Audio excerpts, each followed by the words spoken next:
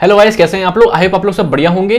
तो अभी डिस्कस करने जा रहे हैं पीसीआर, पॉलीमरेज चेन रिएक्शन। आप लोगों को ये सारी वीडियोस आती, मतलब ये जो टॉपिक है 10 मिनट का होगा, आपको आता होगा। जस्ट एक बार रिवाइज हो जाए, क्योंकि क्यों आता होगा बोल रहा हूँ, बिकॉज नीट तैयारी में पढ़ते हैं और कुछ ज़्यादा अलग है भी नहीं, कुछ भी अलग नहीं है। और इसकी जो मॉडिफिकेशन होंगी बहुत से अलग अलग टाइप के पीएसआर आप पीसीआर आप देखोगे। We can say nested PCR, multiplex PCR, RT PCR, real time RT PCR, बहुत सब कुछ देखोगे। वो माइक्रो में देखेंगे हम लोग नेक्स्ट ईयर, आप लोगों का एमबीबीएस सेकेंड ईयर। ऐसा क्यों बोल रहा हूँ? बिकॉज वहाँ पर उसकी इंपॉर्टेंस एक्चुअली में है। आप कोई भी डायग्नोसिस करोगे, molecular diagnosis, you come to up to the PCR. आपको PCR, real time PCR, RT PCR, nested PCR, multiplex PCR, बहुत कुछ देखने पड़ेगा। तो वहां हम एक बार फिर से देखेंगे, बट एक बार आप बस ये 10 मिनट की वीडियो देख लेना, आपको आता होगा, ये मैं मानता हूं। ठीक है जी। चलो, तो डिस्कवरी किसने करी? एक्चुअली में कैरी बैंग म्यूलिस याद कर लो कब करी, 1985 में। ठीक है, बहुत बहुत बड़ा कंट्रीब्यूशन है एक तरीके से, इसलिए इनको नोबेल प्राइज नहीं मिला था इसके लिए।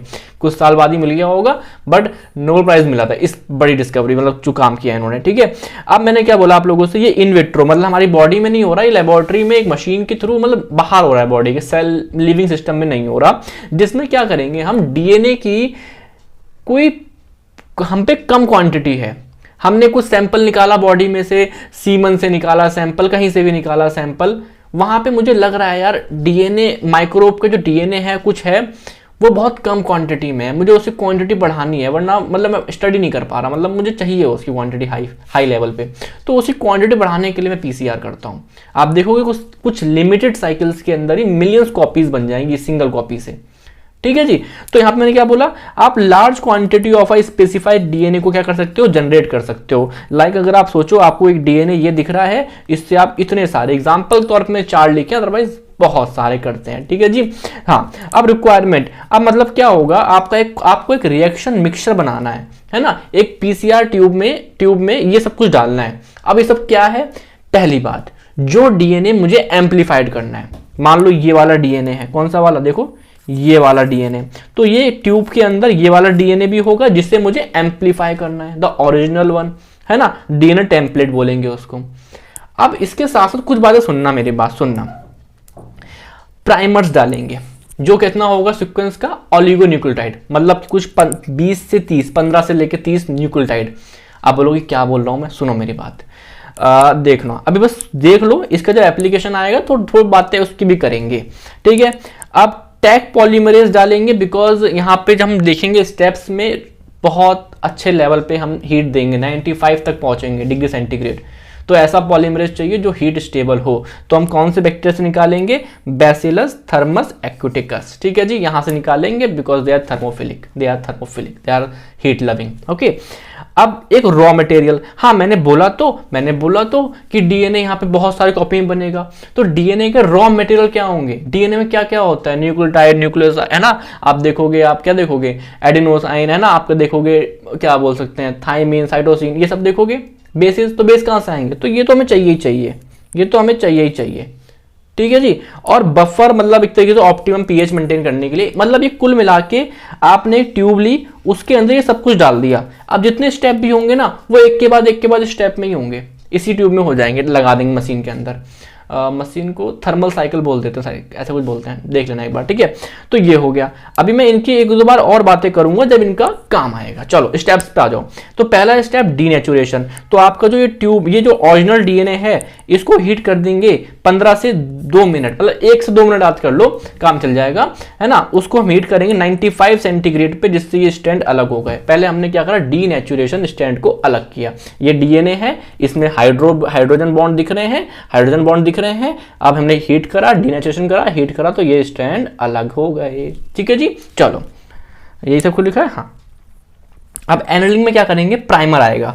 तो वो प्राइमर क्या होता है ना, अब मुझे ये तो पता होना चाहिए कि मैं कौन सा डीएनए एम्पलीफाई कर रहा हूं, उसके कुछ सीक्वेंस तो मुझे पता होने चाहिए, और उसके हिसाब से मैं अपने हिसाब से प्राइमर बना लूंगा। मुझे डीएनए स्ट्रैंड के बारे में इंफॉर्मेशन तो है, तो उसके हिसाब से मैं खुद का एक प्राइमर बना लूंगा, जो कि उसके एंड के कॉम्प्लीमेंट्री होगा। समझते हो कॉम्प्लीमेंट्री, ए का टी वाला, है ना, जी का सी वाला, इस टाइप से कॉम्प्लीमेंट्री होगा। लेकिन कितना बनाऊंगा, कितना बनाऊंगा?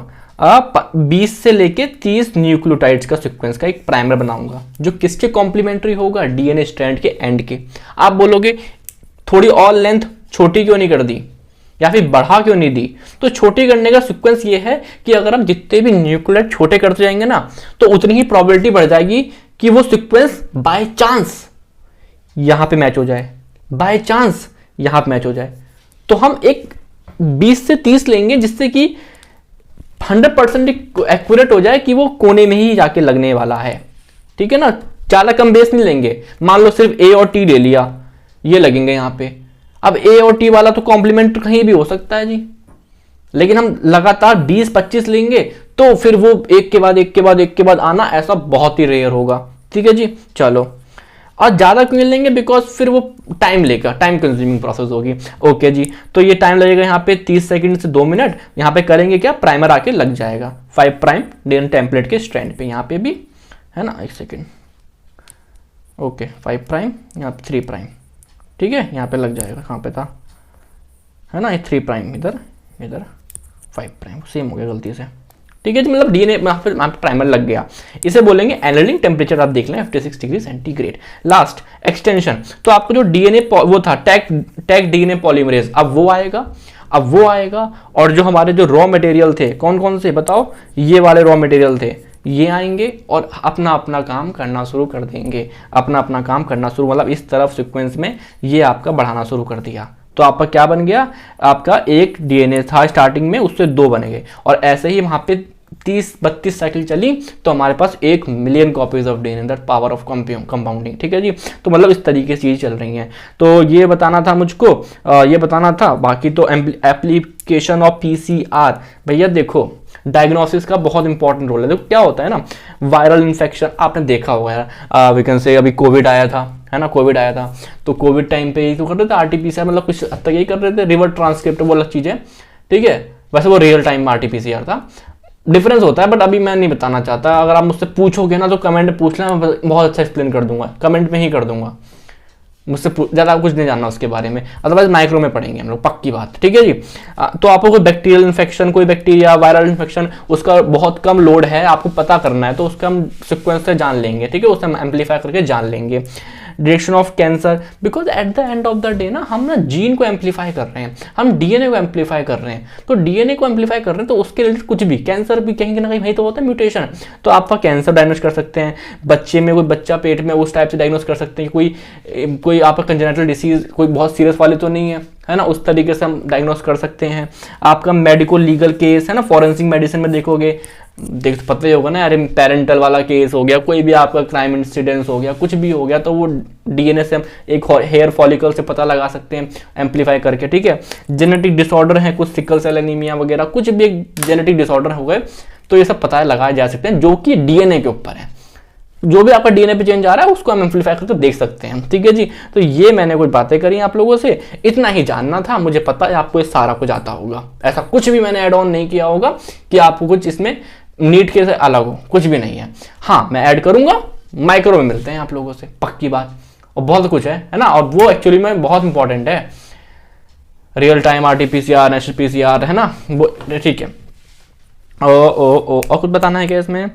और कुछ बताना है कि हाँ, एक बात कर लेते हैं, अगर आप मेरी वीडियो जहाँ से देख रहे हो तो इस टाइम पे मैं वीडियो की फ्रीक्वेंसी कम कर चुका हूँ, बिकॉज मैं कुछ वीडियोस जो मैं अभी अपलोड नहीं कर रहा हूँ, समय आने पे करूँगा। मैं 4th ईयर आने वाला होगा, मैं बिजी हो जाऊंगा, तो उस टाइम पे मैं कुछ वीडियोस लाऊंगा। अभी मेरा टाइम है तो मैं डाल नहीं रहा हूँ वीडियो, तो मेरी स्पीड कम है डालने की ना। इस तरीके से आपका जो बायोकेमिस्ट्री के हैं, ऑलमोस्ट बायोकेमिस्ट्री पूरी है। आपको कोई वीडियो चाहिए हो तो मुझे बता दो, मैं with in 2 to 3 days, depending upon, ज़्यादा बच्चे ना बोल दें एक साथ, अभी का देख के बताऊं तो विद इन 2 डेज में वीडियो डाल दूंगा। अगर टॉपिक नहीं है, आपने मुझसे बोला, मैं एक आध दिन पढ़ूंगा, फिर नोट बनाऊंगा, वीडियो अपलोड कर दूंगा।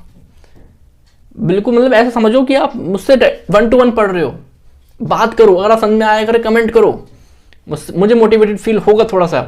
काम, हाँ, मैं 2 साल से लगा पड़ा हूँ, आगे भी लगा रहूंगा, ठीक है, कोई बड़ी परेशानी नहीं। कुछ नहीं होगा तो क्या होगा यार, मैं एक कैमरे को देख के बोलना सीख रहा हूँ।